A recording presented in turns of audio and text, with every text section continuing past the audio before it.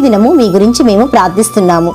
జీవవాక్యం వింటున్నప్పుడు దేవుడు మీతో మాట్లాడుతున్న ప్రతి మాటను ఆ దినమున ఆచరణలో పెట్టుటకు ప్రయత్నించండి. ఖచ్చితంగా మీ జీవితంలో అద్భుతాన్ని చూస్తారు.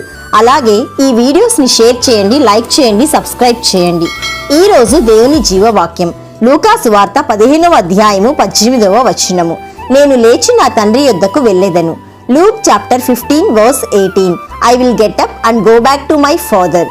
ఈ రోజు ఒక్కసారి నిన్ను నీవు పరీక్షించుకోమని దేవుడు ఈ సంగతులను నీతో చెప్పుచున్నాడు.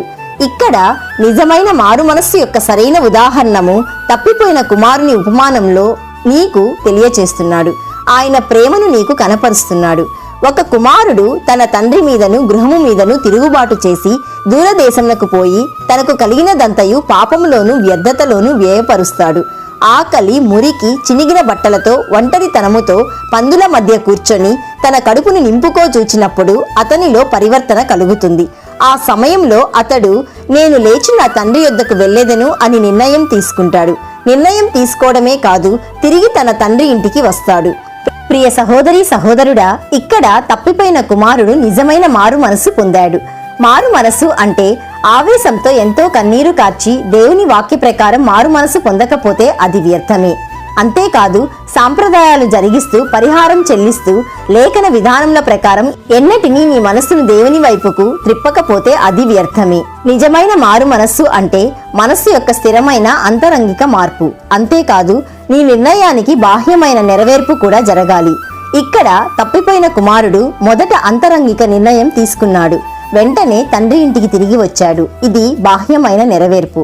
ప్రియ దేవుని బిడ్డ, నీవు మారు మనస్సు పొంది బాప్తిజమం తీసుకొని దేవుని నీతిని నెరవేర్చలేకపోతే అది వ్యర్థమే.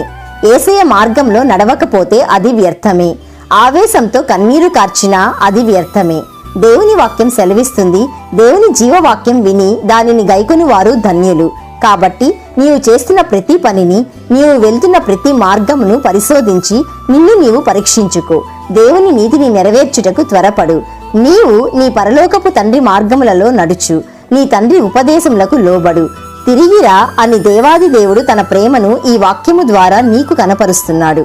ప్రార్థన చేసుకుందాం, ఏకీభవించండి. యేసయ్య, ఈ రోజు మీరు వాక్యం ద్వారా మాట్లాడినందుకు మీకు కృతజ్ఞతాస్తుతులు.